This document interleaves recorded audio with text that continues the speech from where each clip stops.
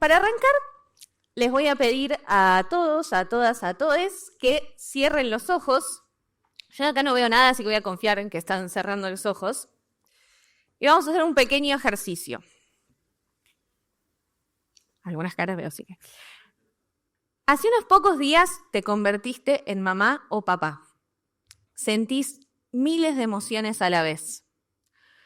Es todo nuevo, pero en este momento estás feliz. Estás en el sillón de tu casa, con tu bebé en brazos, que duerme una siesta plácidamente sobre tu pecho. Aprovechás y te sacás una selfie. ¿Qué una? 5, 6, 10, de todos los ángulos. ¡Qué hermosura! La foto 10 te quedó preciosa. Abrís Instagram para subirla. Antes de cargarla, ahí está tu feed. Uy, acá hay cosas que me pueden servir. Empezás a leer. Lo que no te dicen sobre el colecho. ¿Estás arriesgando la vida de tu bebé? Dormir con tu bebé, la mejor forma de hacerlo sentir seguro. Cosas que dañan a tu hijo y afectan su apego seguro. 5 actividades diarias para potenciar la inteligencia de tu bebé. El juego libre. Cómo dejar de controlar el tiempo de tus hijos mejora su bienestar. 3 juegos necesarios para crear niños seguros. Demasiados juguetes. Cuida el espacio de bebé de la sobreestimulación. Hijos dependientes. Cosas que jamás deberías hacer si querés evitarlo. Que no te engañen. Nunca es demasiado tiempo con tu bebé. El tiempo para vos misma. Clave para una maternidad exitosa. Enfermedades que puede adquirir tu bebé al estar con otros niños. Cómo saber si tu bebé ya tiene desarrollada la habilidad lógico-matemática. Cómo dormir a tu bebé en 10 minutos con este método. Para criar no hay recetas. Tu intuición es tu mejor aliada. Tips para potenciar tu intuición. Abran los ojos. ¿Cómo se sintieron? Bastante anticonceptivo el ejercicio, ¿no? Bien, abrumados seguramente sintieron ansiedad. Imagínense si están en esta situación de verdad, ¿no? Si realmente están en esos primeros momentos con su bebé de tanta vulnerabilidad y aparece toda esta información. La cantidad de información que nos llega de redes y medios es totalmente abrumadora. Y aunque hay un montón de contenido muy valioso que circula en las redes sociales y que realmente ayuda a las familias, es difícil dirimir el horizonte en el mar de información que son las redes sociales. Hace poco menos de un año fui mamá y puedo dar fe de que la vulnerabilidad de los primeros tiempos es realmente mucha y que una siente la necesidad de una guía, ¿no? Y en ese contexto las redes sociales pueden parecer una opción porque dan respuestas, te prometen ciertos resultados, si haces ciertas cosas van a pasar estas otras, pero son bastante una trampa. A los pocos meses de que nació mi hija, mi feed se convirtió en un desquicie absoluto de consejos no pedidos y cosas que fomentaron mi autoexigencia. Y me generan confusiones que como profesional de la salud mental no había tenido antes, profesional de la salud mental infantil, no había tenido, y esto me pareció muy loco y me hizo pensar, si yo que vengo armando cierto criterio profesional para poder entender qué información sí, qué información no, igual me despertó toda esta ansiedad mientras estaba en esos primeros meses de maternidad, me imaginé, y además de recibirlo en consultas también como una preocupación general, que a muchas otras personas les pasaba lo mismo, ¿no? Lo veía en la clínica, ahora lo experimentaba en primera persona, así que decidí en esta charla hablar de esto.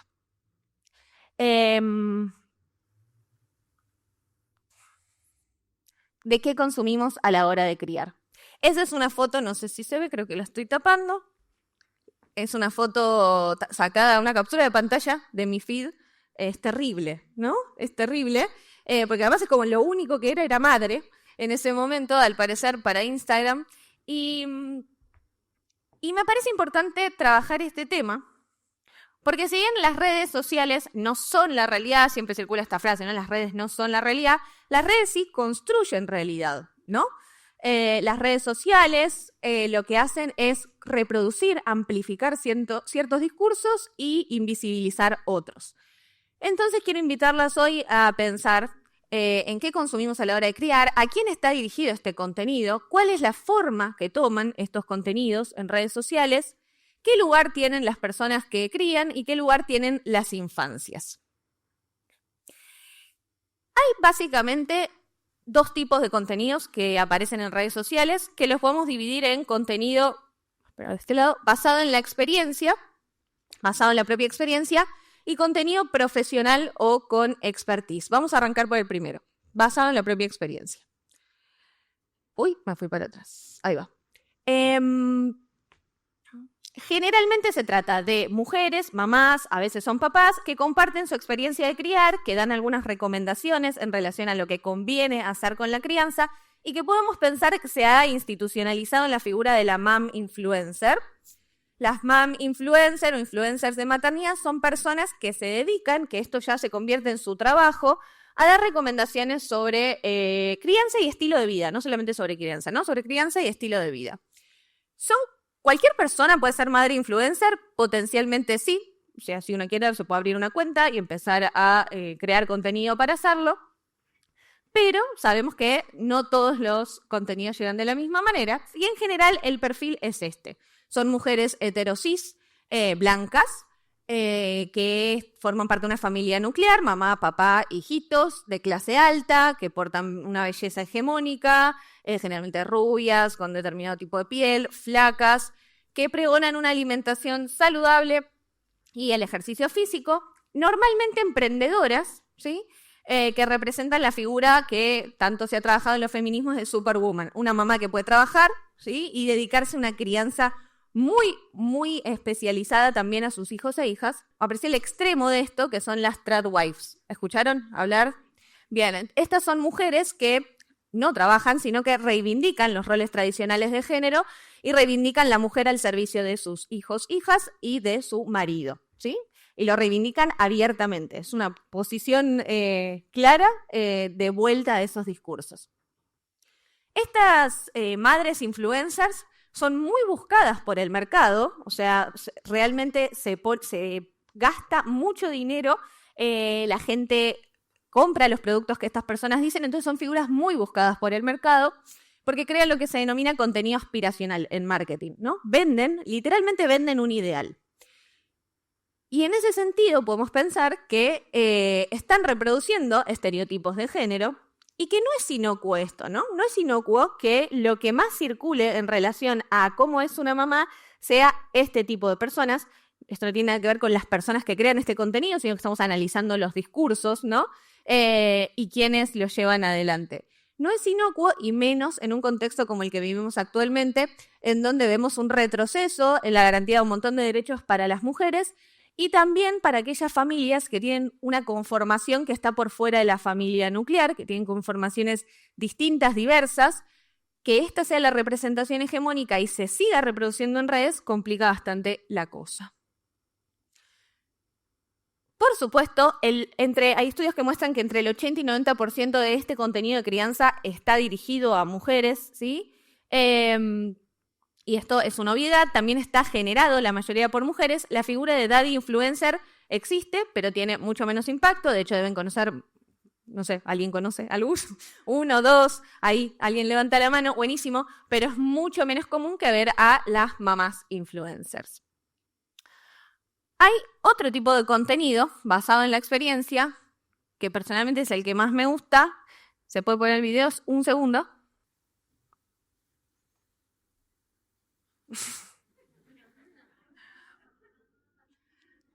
Sí, tiene una música linda, pero no importa.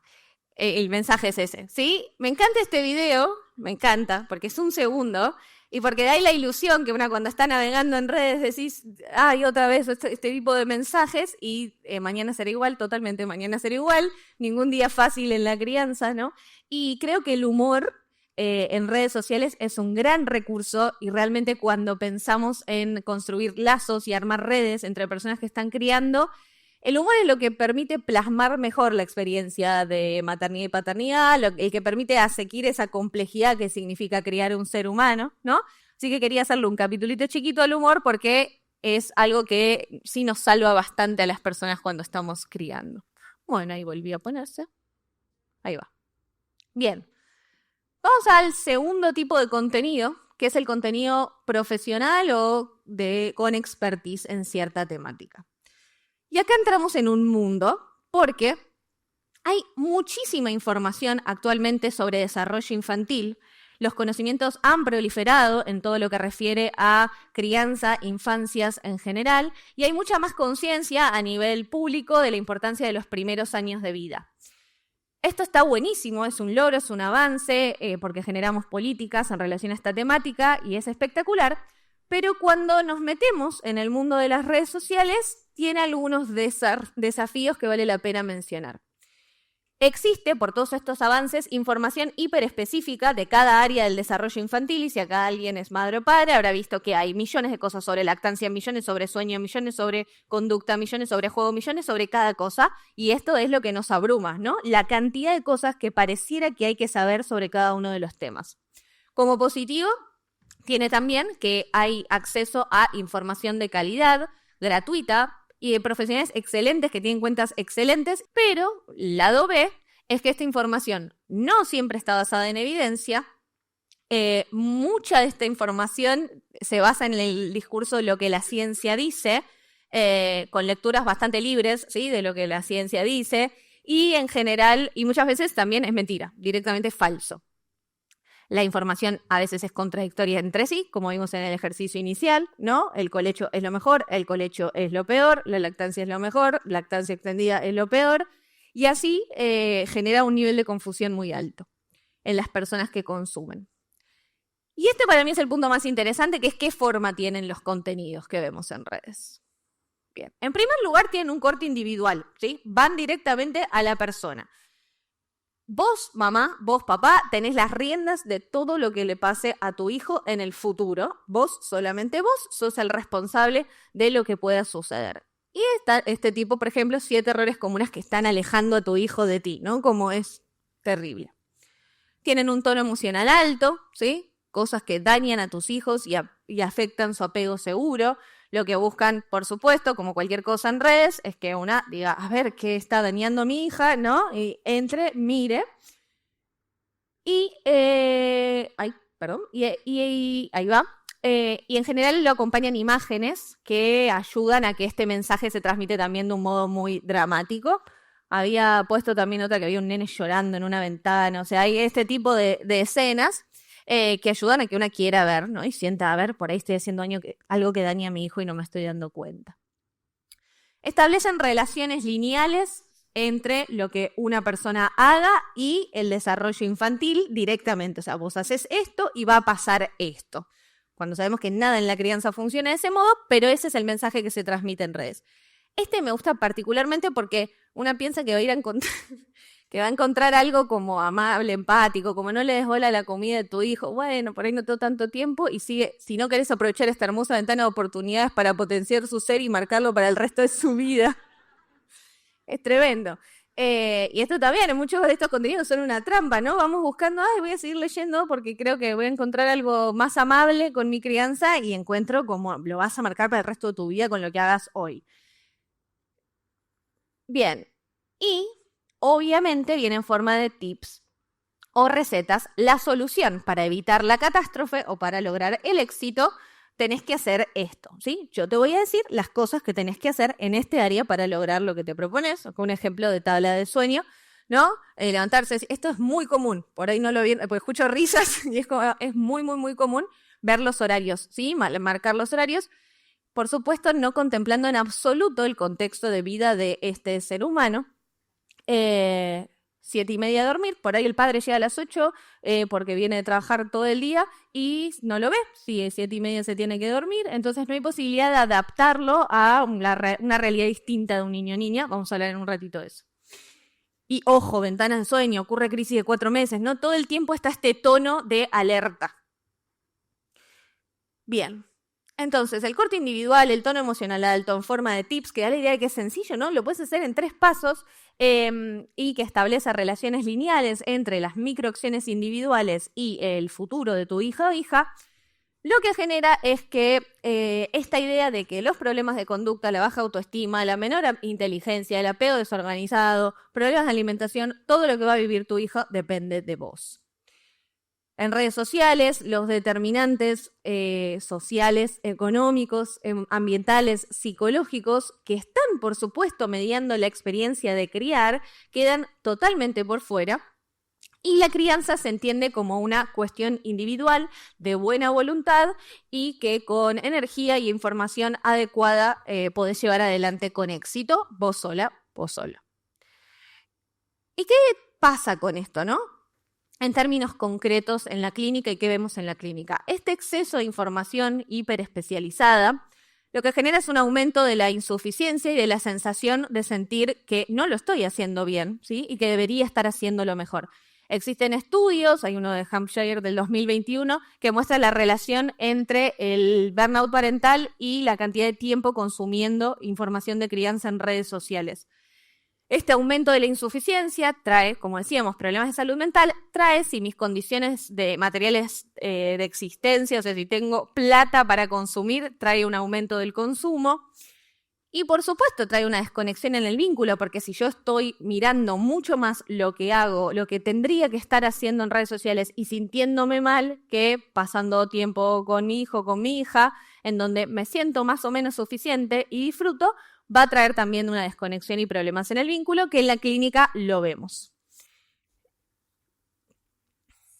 Y les quería traer un ejemplo de eso. Hace un tiempo una mamá me consulta porque su hijo de 4 años lo veía muy enojado y me dice, yo hago todo lo que me dicen las redes sociales, yo hago todo bien. Bueno, con esta mamá trabajamos muy poquito tiempo y trabajamos básicamente en 3 cosas. Por un lado, entender cuáles podían ser los motivos por los que su hijo estaba enojado, que iban más allá de lo que ella hiciera en relación a ese enojo.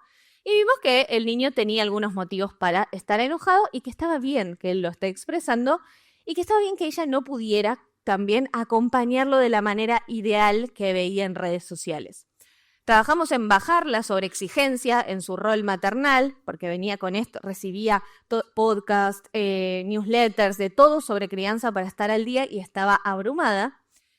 Y trabajamos en abrir la red de cuidado porque esta mamá, con todas estas ideas que se le había armado en las redes sociales, no había dejado a su hijo de 4 años más de 4 veces. O sea, en 4 años, 4 veces lo había dejado con otras personas más allá de su jardín.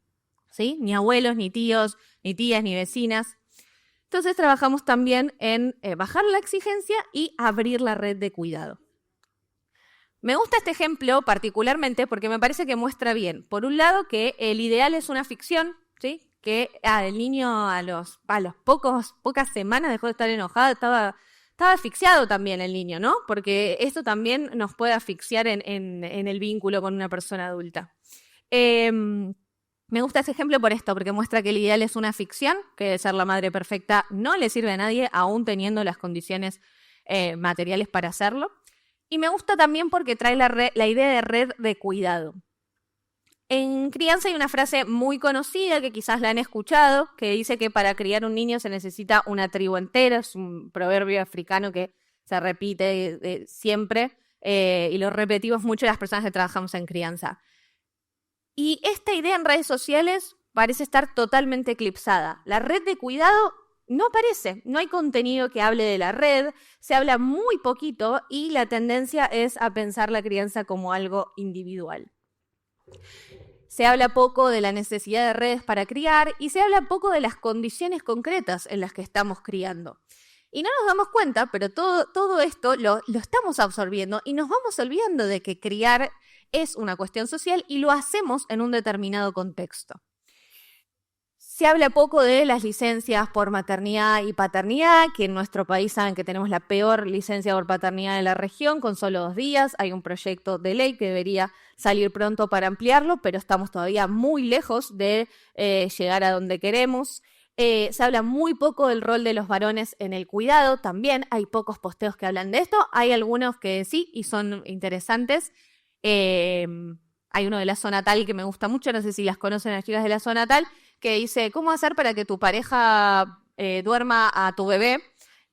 Y el corte A, ella diciendo que lo haga, que pruebe, hasta dormirlo, ¿sí? Y es interesante esto porque trae una cuestión de género en relación al dormir al bebé y la teta y que no puede, quiere a la mamá y qué sé yo, que plantear lo opuesto es muy disruptivo en redes y está buenísimo y hay que hacerlo más. Bien. No se habla de la brecha salarial que se profundiza en el momento de la maternidad, de las escasas políticas que hay de apoyo a la crianza en nuestro país y obviamente de la falta de leyes y políticas e incluso diría de discusión pública en relación a la conciliación trabajo-cuidados. Los cuidados se han puesto en la agenda pública mucho más en el último tiempo, celebramos eso, pero tenemos que seguir construyendo en esta línea y obviamente pensar cuando miramos los contenidos y ni hablar si los generamos, a qué discurso estamos abonando. Bien. ¿Y qué lugar ocupan las infancias en los contenidos de crianza? No vamos a hablar de cómo hacen uso las infancias de las redes sociales, sino en estos contenidos de crianza y de influencias de maternidad, cuál es el rol que tienen ellos y ellas, del que también se habla muy poco. Para poder hablar de esto, necesito hacer una breve mención, pido disculpas si hay gente que trabaja en infancias y está harta de escuchar los paradigmas sobre niñez, pero vale la pena porque ustedes saben que nos ubicamos actualmente en lo que llamamos el paradigma de derechos humanos para entender a la infancia. A partir de la Convención Internacional sobre los Derechos del Niño, los niños, niñas y adolescentes pasan a ser reconocidos como sujetos de derecho y eso significa que su destino no depende únicamente de la familia en la que nacieron, sino que los estados son responsables de la promoción y de la garantía y de la restitución cuando sean vulnerados esos derechos de todos los niños y las niñas, ¿sí? No importa de dónde vengan, no importa su religión, no importa la inscripción política de los padres, ¿sí? Es un derecho de todas las infancias. Pero no venimos de acá, ¿sí? Venimos de lo que se llama paradigma tutelar, en donde las infancias eran considerados objetos de los adultos y la concepción de niño-niña era que los niños eran tábulas rasas, ¿sí? Por eso puse esa fotito, hojas en blanco, en donde las personas adultas teníamos que ir imprimiendo nuestros saberes, nuestros conocimientos, para formar esos ciudadanos, para moldear esos ciudadanos que iban a ser futuros adultos, que era el objetivo final, ¿no? Se veía la adultez como la versión final de ser humano y la única valiosa es la de ser una persona adulta. Los niños eran corregidos y moldeados, ¿no? Para que esto sucediera.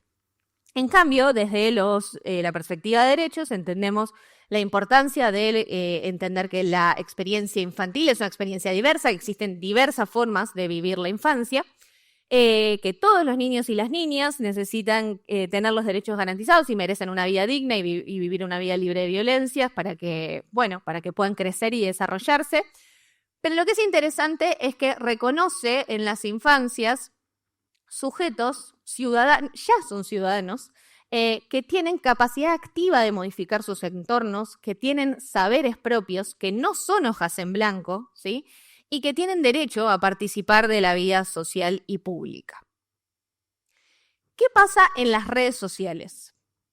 Vamos a ver que existe dos tipos de contenidos en lo que refiere a crianza, ¿no? Hay contenido de crianza que está protagonizado por los niños y las niñas y después vamos a hablar de qué es lo que se dice de ellos, que algo empezamos a ver en lo anterior. Contenido protagonizado por infancias. Es un mundo aparte de este tema, del que se está hablando poco, por suerte ahora un poco más, porque hay muchas familias de influencers y mamás influencers y papás influencers que utilizan a los niños y las niñas para crear los contenidos. Y no hablo de una niña que una vez menciona una marca o que hace un video con la mamá, hablo de una continuidad de trabajo de un niño o una niña para generar ingresos para su familia y que no es claro como cuál es no tenemos legislación en torno a esto, ¿sí? Está sucediendo, no sabemos si ese niño quiere o no participar. Hay un gris enorme en lo que refiere a la participación de las infancias en estos contenidos, pero lo que es seguro es que ya las infancias no son solo consumidores, ¿sí? Que tanto hablamos de las infancias como consumidores de productos, de juguetes, de cosas, sino que también ahora son consumidos, porque ese niño o esa niña tiene que tener determinada característica para estar en esos contenidos, para vender los productos.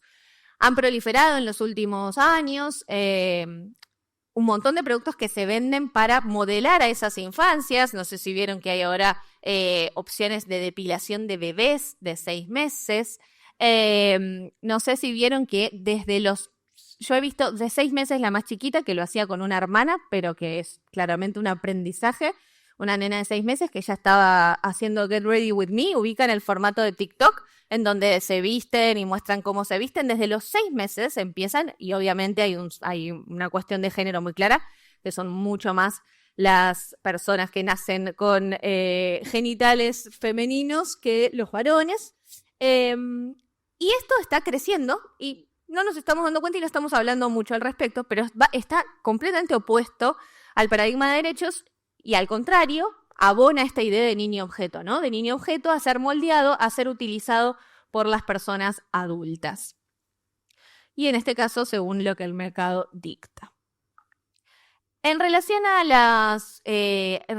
lo que se dice de las necesidades infantiles, lo que vemos, si escucharon un poco el contenido del primer ejercicio, que decíamos todos los titulares, ¿sí? De las fotos que yo mostré, que son fotos reales de posteos, se habrán dado cuenta que se produce una homogeneización de la experiencia infantil, ¿sí? Parece que todos los chicos y las chicas viven las mismas cosas, que son iguales, que están en el mismo contexto, ¿sí? No se habla de la diversidad de infancias, no se habla de la diversidad de contextos en los que uno puede crecer. Es un tipo de niño. Esto es bien propio del paradigma anterior, ¿sí? Donde no se veía la diversidad. Y además aparecen todas las necesidades de las infancias fragmentadas, ¿no? Como vos podés hacer esto para este área, este para este área, este para este área, y cuesta mucho tener lecturas más integradas de lo que es una persona, de lo que es un niño, niña, niñe, y lo que implica crecer. Esta falta de lecturas integradas la vemos también en la clínica y cada vez cuesta más encontrar profesionales, pediatras, psicólogos, etcétera, que puedan hacer lecturas integrales de las familias y de las situaciones familiares, que contemplen los contextos concretos en los que las personas viven y que no hagan esta división, ¿sí? Esta cirugía de la crianza en donde vamos disecando las partes y podamos ver un poco más el todo. El final de esto siempre es el moldeamiento y hay un ideal de niño detrás, así como hay un ideal de madre, un ideal de mujer, hay un ideal de infancia del otro lado. Y por supuesto, este ideal de infancia queda a responsabilidad de las familias y esto es claramente caldo de cultivo para que crezcan los discursos antiderechos que dicen que la crianza es una responsabilidad de cada una de las familias. Discursos como con mis hijos no te metas, abonan, ¿sí? Son apoyados en realidad por esta idea de con mi hijo yo hago esto, es mi hijo, no te metas. Esto está completamente en contra de lo que el paradigma de derechos propone, ¿sí? Si la crianza solo compete a individuos, no hay cambio social posible. Para cerrar, les quiero contar, un papá hace muy poquito, mientras estaba preparando esta charla, me dijo: Connie, yo me di cuenta, yo estuve leyendo que los primeros 5 años de vida son muy importantes en el desarrollo cerebral y que marcan toda la vida de los niños. Y me di cuenta que solo me quedan 2 con mi hija. Me dijo angustiado. ¿Qué puedo hacer estos 2 años que me quedan? Y me gustaría que le respondiéramos a este papá entre todos. Así que les voy a pedir nuevamente que cierren los ojos. Pero esta vez que piensen en cuando tenían 5, 6, 7 años, 8, algún recuerdo feliz. Uno solo. Una escena en la que me digan con quién están, piensen con quién están, qué están haciendo, qué emociones están sintiendo, qué hay alrededor.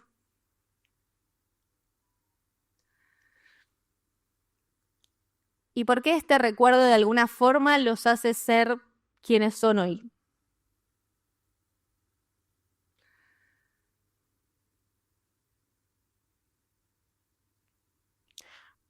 Abran los ojos. Cuando hago este ejercicio en talleres, en general aparecen no solo madres y padres, aparecen tías, abuelos, vecinos, lo que muestra que el cuidado es en red. Aparecen emociones placenteras, de seguridad, de disfrute, aparece mucho, mucho el juego y aparece la ternura y el disfrute compartido, el compartir.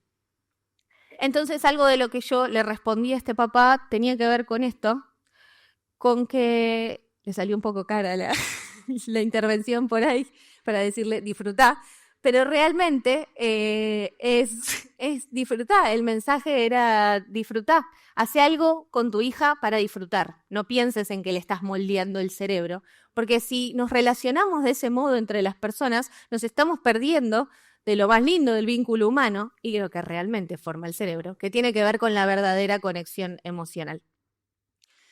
Veo como un problema la merma o la categoría inferior que adquiere el disfrute, el juego, la ternura en los vínculos humanos con las infancias, donde pareciera que todo lo otro es lo importante, y es importantísimo todo lo otro, y seguimos trabajando mucho para que haya más conciencia de eso, y lo utilizamos en el trabajo, en las políticas, etcétera. Pero el juego y el disfrute no pueden tener una categoría inferior. Cuando trabajaba en mi tesis de maestría, que trabajé con niños y niñas sin cuidados parentales, sobre representaciones del cuidado, y les preguntaba, ¿qué es cuidar? Ellos y ellas me decían, cuidar es jugar, cuidar es jugar. Algo tan obvio y que por momentos con estos discursos de las redes sociales parece que nos olvidamos, ¿no? Y los niños y las niñas la tienen clarísimo. Cuidar es jugar. Creo entonces que si bien las redes sociales nos permiten muchas cosas muy positivas, como conectarnos con otras personas cuando estamos criando, armar redes, armar tribus de maternidad y paternidad, adquirir información muy valiosa que nos ayuda a atravesar la crianza, que en un mundo en donde criar se ha vuelto algo bastante aislado, una experiencia bastante aislada, a veces las redes sociales permiten abrir, ¿sí? Esa experiencia y compartirla con otras personas, pero también las redes sociales crean ficciones, ¿sí? Arman ficciones que nos pueden confundir, que traen problemas de salud mental y que nos pueden hacer perder lo más lindo y lo más importante de criar, que es la capacidad de disfrute en ese proceso que estamos teniendo. Por supuesto, para disfrutar de criar hay que tener condiciones para hacerlo, ¿sí?